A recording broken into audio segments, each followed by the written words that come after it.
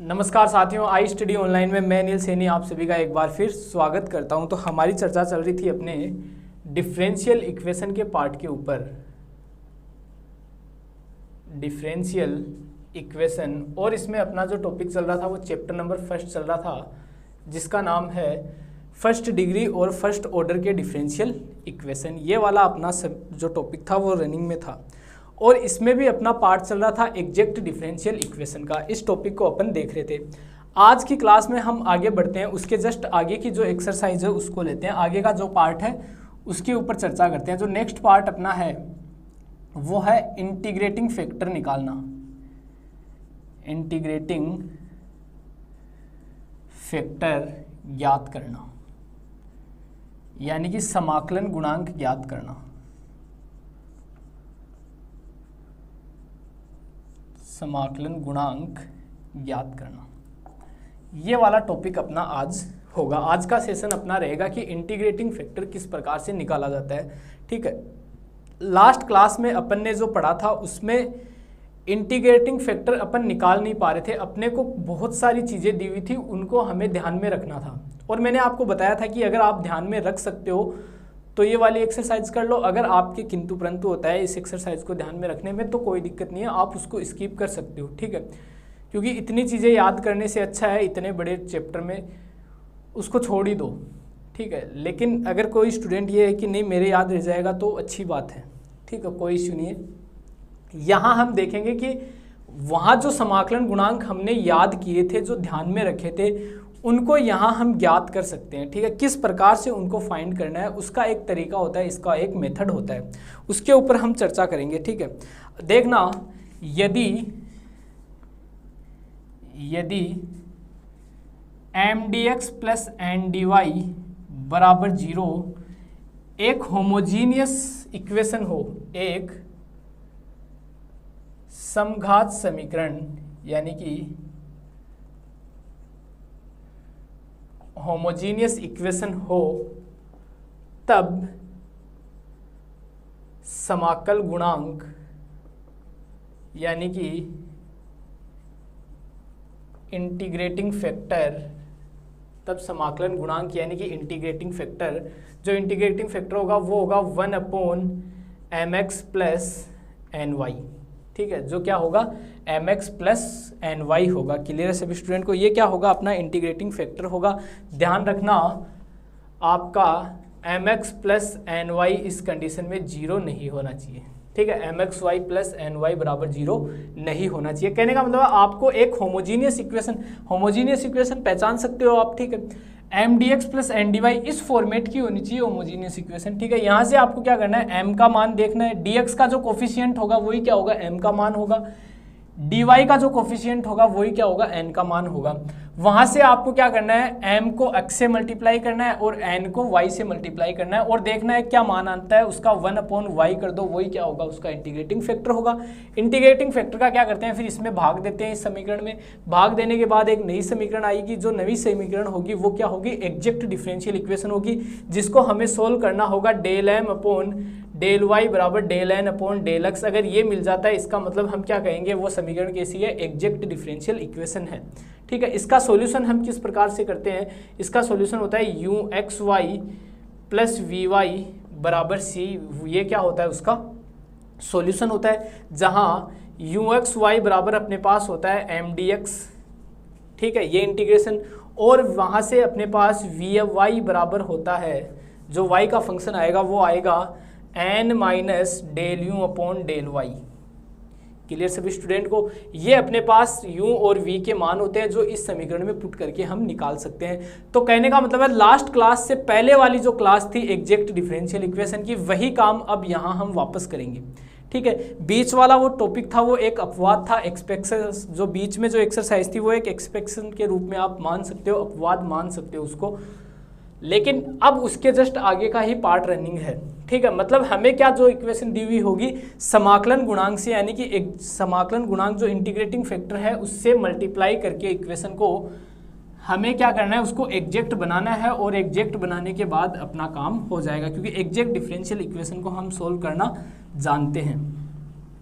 अब देखना, ये तो हो गया आपका केस नंबर फर्स्ट।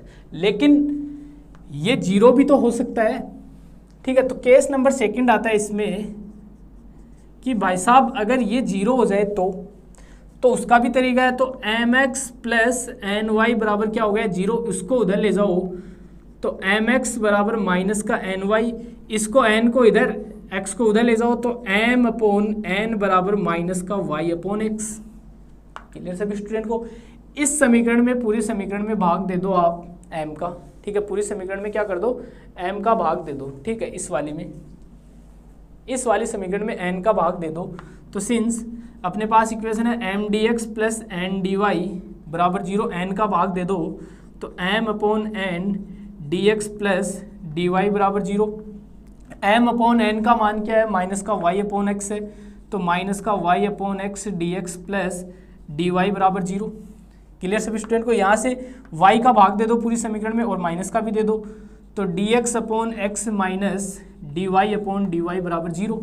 यहाँ से देखो इंटीग्रेशन कर दो, इसका इंटीग्रेशन करोगे तो आपको मिलेगा log x minus log y बराबर log c कांस्टेंट, ठीक है। इसको मैं लिख सकता हूँ log x अपॉन y बराबर log c, log से log हटा दो तो x अपॉन y बराबर c, तो यहाँ से x बराबर मिलेगा cy।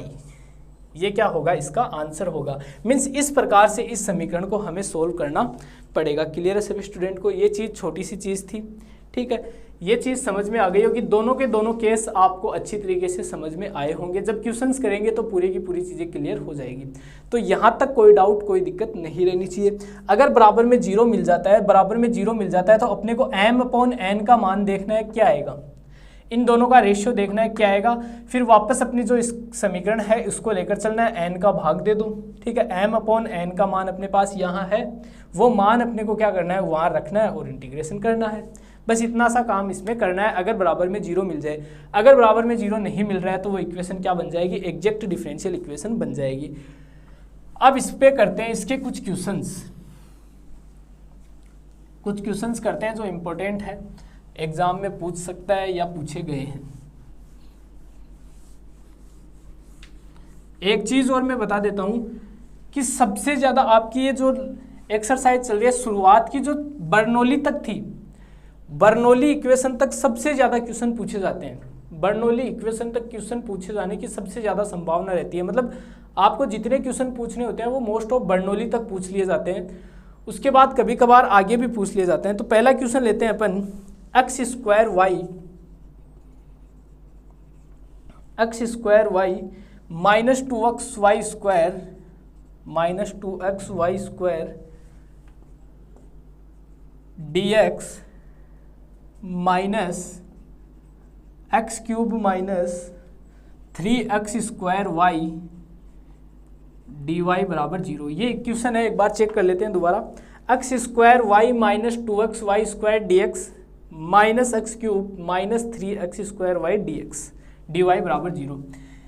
इसका सॉल्यूशन करते हैं। पहले तो देखो 3 घात है, 3 घात है, 3 घात है, 3 घात है, दिख रहा है, ठीक है। कितनी घात है, 3 घात है। मतलब मैं क्या कहूँगा, ये 3 घात का होमोजीनियस इक्वेशन है, ठीक है। यानी कि ये m dx plus n dy की होमोजीनियस इक्वेशन है, होमोजीनियस इक्वेशन है, ठीक है। m dx plus n dy की होमोजीनियस इक्वेशन है। दोनों को कंपेयर करोगे तो m का मान है x square Y minus 2x Y square and n का मान है माइनस का एक्स क्यूब माइनस का 3x स्क्वायर वाई। मुझे क्या करना है, मुझे mx प्लस ny का मान देखना है, ठीक है। मीन्स इसको तो x से मल्टीप्लाई करो तो x square Y minus 2x Y square into x, फिर minus x cube minus 3x square y, इसको y से मल्टीप्लाई करो, ठीक है। दोनों को सोल्व करो, x को अंदर ले जाओ तो x cube y minus 2x square y square, minus को अंदर ले जाओ और y को ले आओ तो माइनस का एक्स क्यूब वाई, ठीक है, माइनस माइनस प्लस का 3x square y square. Clear सभी स्टूडेंट को? ये टर्म कैंसिल हो गई, माइनस का 2x square y square plus का 3x स्क्वायर वाई स्क्वायर क्या बचेगा, प्लस का x स्क्वायर वाई स्क्वायर बचेगा। मतलब mx प्लस ny बराबर बचेगा x square y square. Clear सभी स्टूडेंट को? M x plus n y बराबर मिलेगा x square into y square, यानी कि 1 upon m x plus n y बराबर होगा 1 upon x square y square. इसको एक के नीचे ले लिए, ठीक है, तो ये वाली इक्वेशन मिल जाएगी। यही क्या होगा, इसका इंटीग्रेटिंग फैक्टर होगा, यानी कि इंटीग्रेटिंग फैक्टर क्या मिला, इंटीग्रेटिंग फैक्टर हमें मिला 1 upon x square y square. ध्यान रखना बस यहीं तक इस क्वेश्चन में मोस्ट पार्ट है। इसके बाद ये क्वेश्चन पूरा का पूरा अपने पीछे वाली जो एग्जैक्ट डिफरेंशियल इक्वेशन थी वैसे बन जाएगा। क्या करना है, इस इंटीग्रेटिंग फैक्टर से मल्टीप्लाई कर दो पूरी इक्वेशन को, तो देखना हमें इक्वेशन मिलेगी x square Y minus 2x Y square upon x square y square, साथ में क्या आ गया dx, फिर minus x cube minus 3x square y upon x square y square d y बराबर 0। भाग दे दो इसका, एक्स स्क्वायर से एक्स स्क्वायर कैंसिल, वाई से एक पावर कैंसिल, तो बचेगा 1 अपॉन वाई माइनस 2, एक्स से एक पावर कैंसिल, वाई से वाई कैंसिल, तो क्या बचेगा 2 अपॉन एक्स और साथ में dx, फिर माइनस यहाँ से एक पावर कैंसिल, तो यहाँ से बचेगा x अपॉन वाई स्क्वायर, फिर माइनस 3 एक्स स्क्वायर से कैंसिल, ये y से एक पावर कैंसिल, तो 3 अपॉन वाई डी वाई बराबर 0। ये इक्वेशन हमारे पास आ चुकी, ठीक है। अब m का मान यहाँ से नया क्या मिलेगा, m बराबर है अपने पास 1 अपॉन वाई माइनस का 2 अपॉन एक्स, ठीक है, और n बराबर है माइनस का x upon y square and minus का 3 अपॉन वाई। ये m का मान है, ये n का मान है। देखो dx का कोफिशिएंट क्या होगा, m होगा, dy का कोफिशिएंट क्या होगा, n होगा। चेक करते हैं भाई साहब ये एग्जैक्ट डिफरेंशियल इक्वेशन है या नहीं है। कैसे चेक करेंगे, del m upon del y निकालेंगे, del n upon del x निकालेंगे, दोनों अगर बराबर आ रहे हैं मतलब एग्जैक्ट डिफरेंशियल इक्वेशन होगी। तो del m upon del y करो, इसका y के रिस्पेक्ट में डिफरेंशिएट करो, तो m del m upon del y बराबर हमें मिलेगा माइनस का 1 अपॉन वाई स्क्वायर। क्लियर है सभी स्टूडेंट को? ये क्या मिलेगा, माइनस का x अपॉन माइनस का 1 अपॉन वाई स्क्वायर मिल जाएगा। क्लियर सभी स्टूडेंट को? आगे देखो, and del n upon del x, इसका 0 हो जाएगा y के रिस्पेक्ट में, डेल n अपॉन डेल x करेंगे तो हमें क्या मिलेगा, माइनस तो बाहर, ठीक है, x का 1 हो जाएगा 1 अपॉन वाई स्क्वायर, ऐसा कैसा, इसका x के रिस्पेक्ट में क्या हो जाएगा 0। तो देखो माइनस का 1 अपॉन वाई स्क्वायर माइनस का 1 अपॉन वाई स्क्वायर, मतलब मैं क्या कह सकता हूँ, अतः del m upon del y बराबर del n upon del x है। इसलिए मैं क्या कह सकता हूँ, अतः यह एग्जैक्ट डिफरेंशियल इक्वेशन है। यह कैसी इक्वेशन है, एग्जैक्ट डिफरेंशियल इक्वेशन है। एग्जैक्ट डिफरेंशियल इक्वेशन का सॉल्यूशन क्या होता है, u x y plus v y बराबर c। जस्ट अभी बताया था, ये क्या होता है, एग्जैक्ट डिफरेंशियल इक्वेशन का सॉल्यूशन होता है, जहां u एक्स वाई बराबर होता है m dx। क्लियर सभी स्टूडेंट को? मतलब हमें क्या करना है, इसका समाकलन करना है, x के रिस्पेक्ट में y को कांस्टेंट मानना है। तो u एक्स वाई बराबर, ठीक है, इंटीग्रेशन मान क्या आया, m का मान क्या था, ये रहा 1 upon y minus 2 upon x dx, ठीक है। अब देखो इसका करो x के रिस्पेक्ट में इंटीग्रेशन, y तो कांस्टेंट, तो इसका तो हो जाएगा x अपॉन वाई, ये माइनस का 2 log x। क्लियर सभी स्टूडेंट को? u का मान आ गया।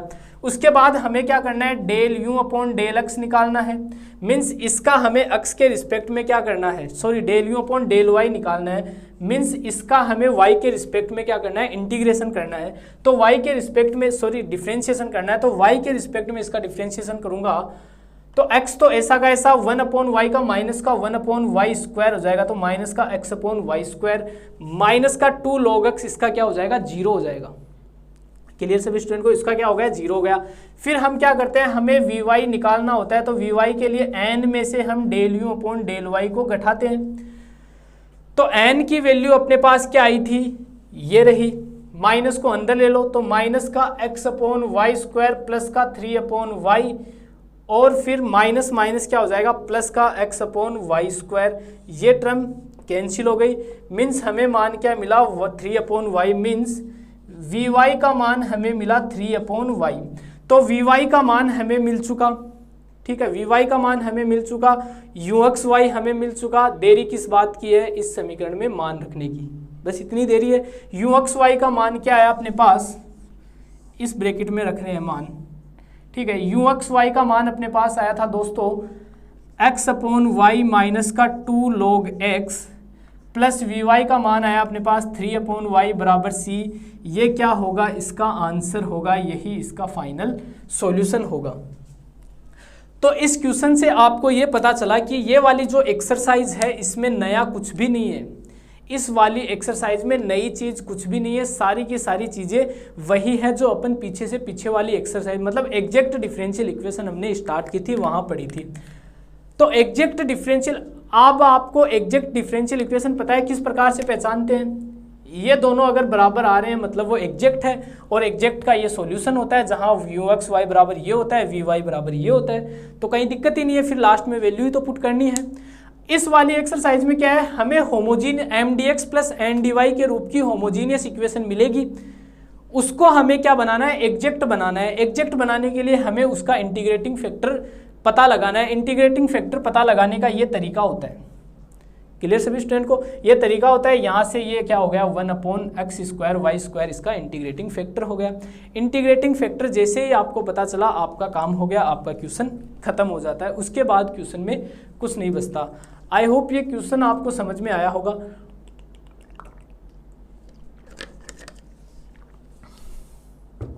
इसके कुछ क्वेश्चंस और देखते हैं।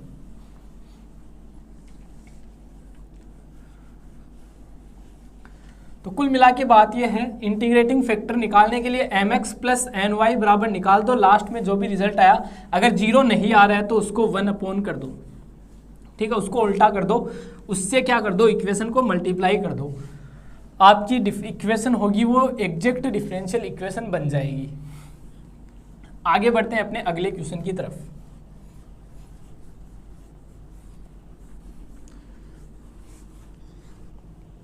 नेक्स्ट क्वेश्चन लेते हैं। अगला क्वेश्चन है, अच्छा क्वेश्चन है, x square Y minus 2x square, x square Y minus 2x Y square dx minus x cube minus 3x square Y dy बराबर 0। क्वेश्चन चेक कर लेते हैं। एक्स square Y minus 2x Y square dx minus x cube minus 3x square Y dy बराबर 0। बिल्कुल यही question है आपका। सॉल्यूशन करते हैं भाई साहब। देखो 2 और 1 कितनी घात हो गई, 3 घात हो गई। 1 और 2 कितनी, 3 घात, 3 घात, 3 घात। ये पीछे वाला तो नहीं है question. X square Y minus 2x Y square dx minus x cube minus 3x square dy, ये पीछे वाला ही क्वेश्चन है सेम।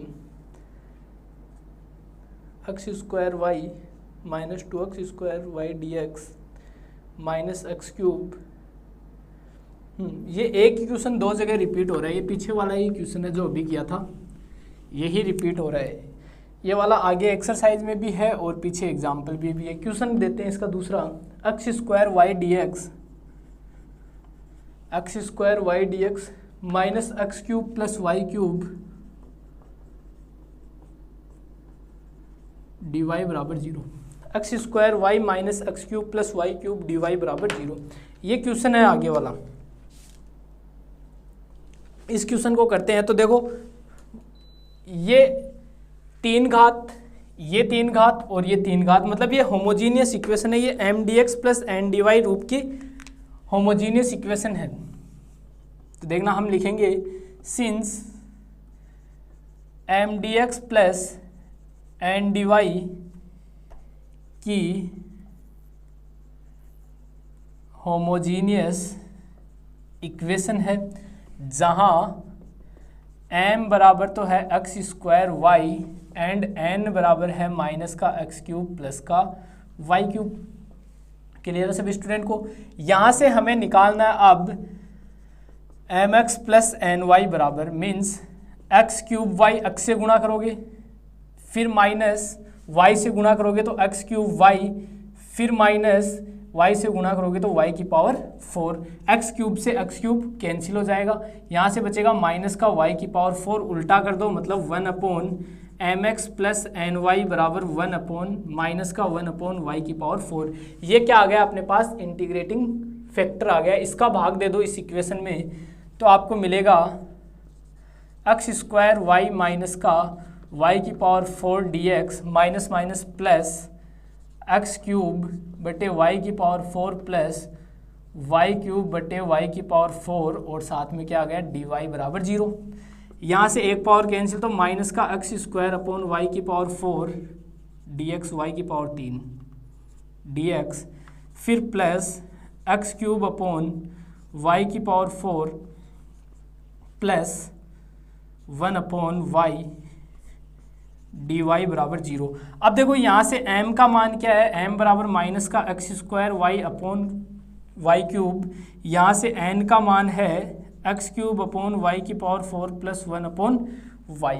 क्या करेंगे, यहाँ से हमें निकालना है del m upon del y और चेक करेंगे ये क्या एग्जैक्ट डिफरेंशियल इक्वेशन है या नहीं है। इसका y के रिस्पेक्ट में इंटीग्रेशन करूँगा तो y की पावर 3 ऊपर चला जाएगा तो माइनस बन जाएगा, तो माइनस का 3 y की पावर -3 -1 तो माइनस का 3 y की पावर -4 तो माइनस का 3 अपॉन y की पावर 4 माइनस का एक्स स्क्वायर इसके साथ में मल्टीप्लाई में दिया हुआ है तो माइनस माइनस प्लस का 3 एक्स स्क्वायर अपॉन y की पावर 4, यानी कि del m upon del y मिलेगा माइनस का 3 प्लस का एक्स स्क्वायर अपॉन y की पावर 4 एंड अब निकालो del n upon del y बराबर, इसका तो 0 हो जाएगा x के रिस्पेक्ट में, ठीक है। इसका क्या हो जाएगा 3x स्क्वायर अपॉन y की पावर 4।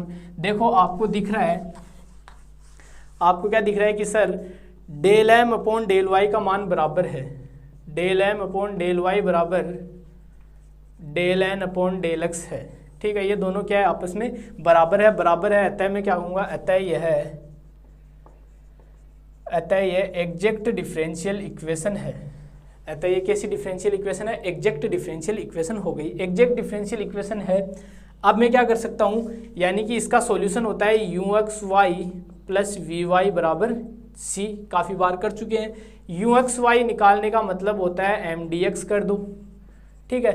m का मान देखो क्या है, ये रहा, मीन्स माइनस का x square upon y cube dx। यहाँ से क्या करना है, y को तो कांस्टेंट मानना है, तो ये ऐसा का ऐसा, इसका क्या हो जाएगा x क्यूब बाई 3, तो ये हो जाएगा x क्यूब बटे वाई क्यूब और माइनस का 3। क्लियर सभी स्टूडेंट को,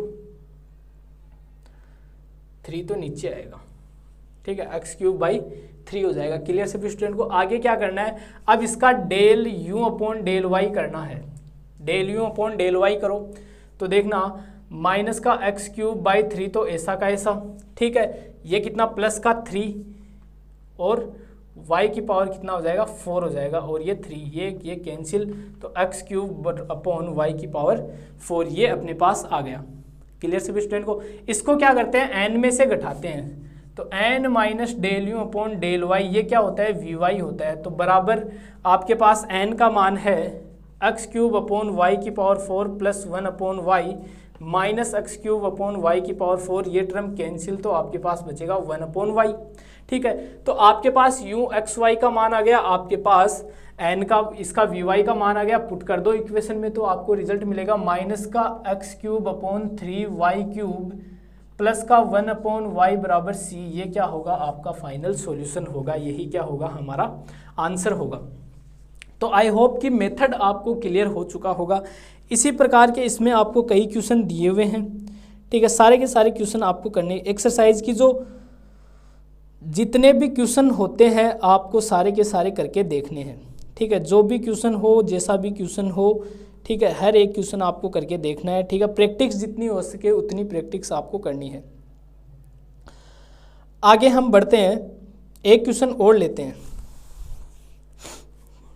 ठीक है। आगे हम बढ़ते हैं, एक क्वेश्चन और लेते हैं जो एग्जाम में पूछा गया है। वो क्वेश्चन अपन करते जा रहे हैं जो एग्जाम में पूछे गए हैं, ठीक है। और बाकी जो कुछ क्वेश्चंस बच जाते हैं, आपके पास जो भी गाइड है, जिस भी लेखक की, जिस राइटर की आपके पास बुक है, उस बुक में जो क्वेश्चन दिए हुए हैं वो क्वेश्चन सोल्व करके आपको देखने हैं।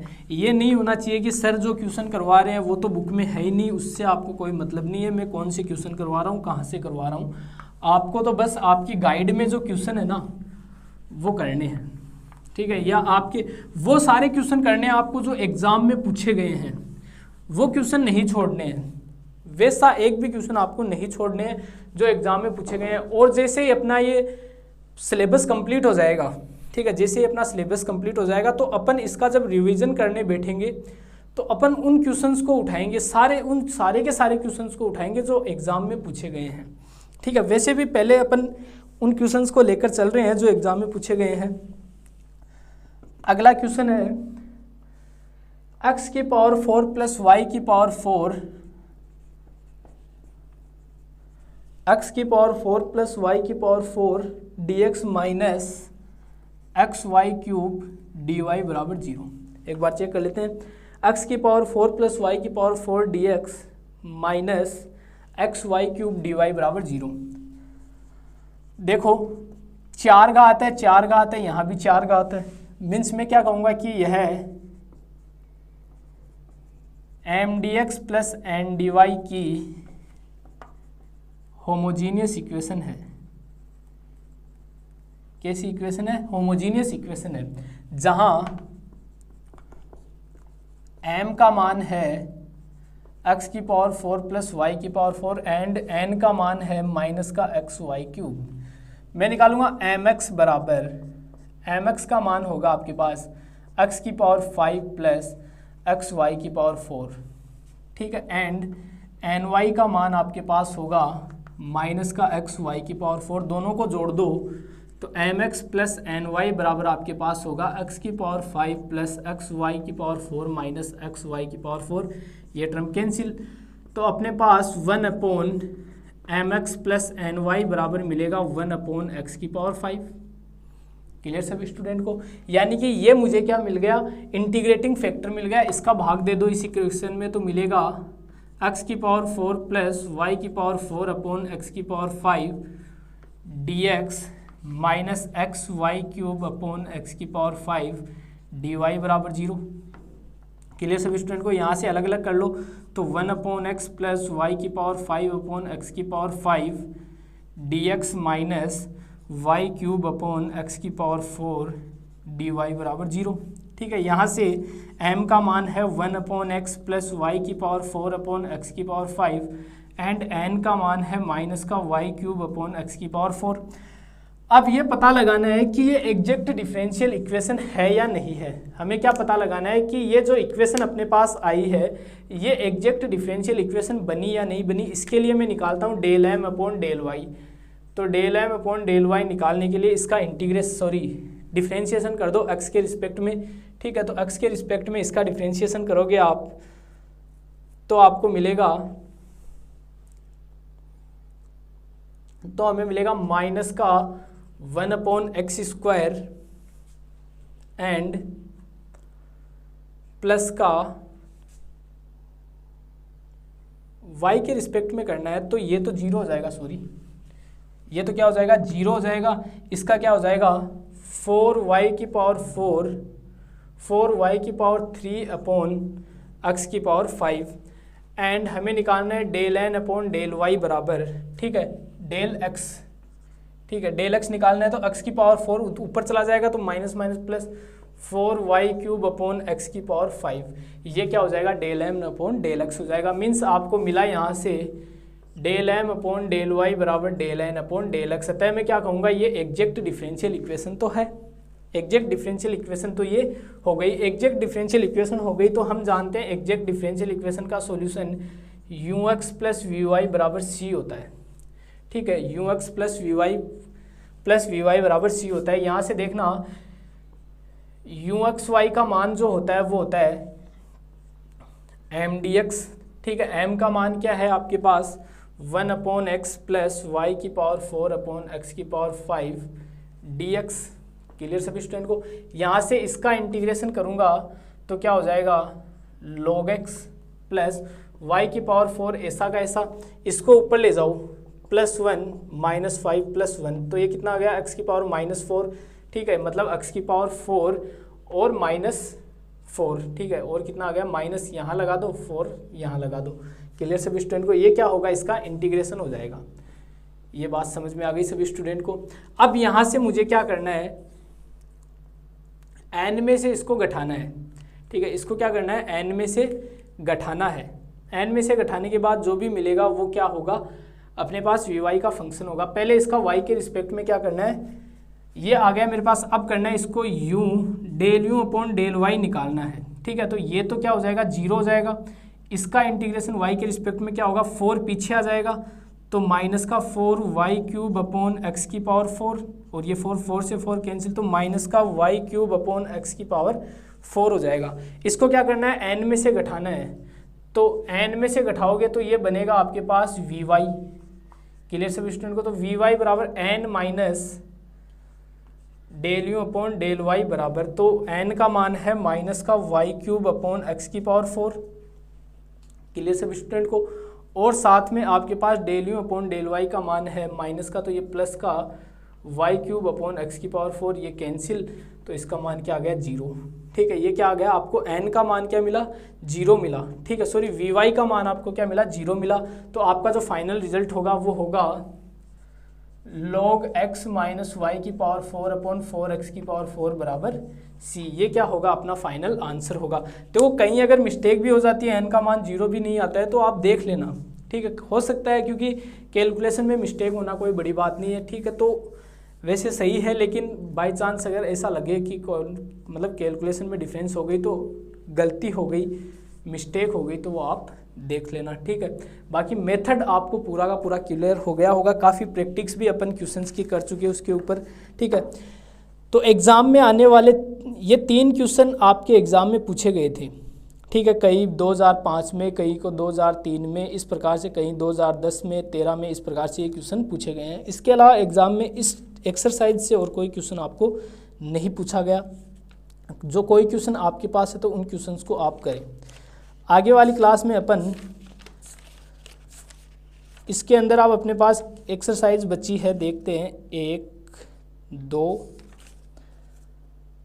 3 4 5, इसमें n तक एक्सरसाइज है, मतलब टोटल एक्सरसाइज है 1 2 3 4 5 6 7 8 9 10 11 12 13 14 15 एक्सरसाइज इसमें है, ठीक है। तो most of chapter number first थोड़ा बड़ा है, लेकिन लगभग कंप्लीट कर चुके हैं, ठीक है। आने वाली 3 या 4 क्लासों में, 4-5 क्लासों में ये चैप्टर नंबर फर्स्ट कंप्लीट हो जाएगा, 2-3 क्लासों में, ठीक है। जो ये चैप्टर नंबर फर्स्ट अपना चल रहा है, उसके बाद अपने अगला जो चैप्टर आता है ना,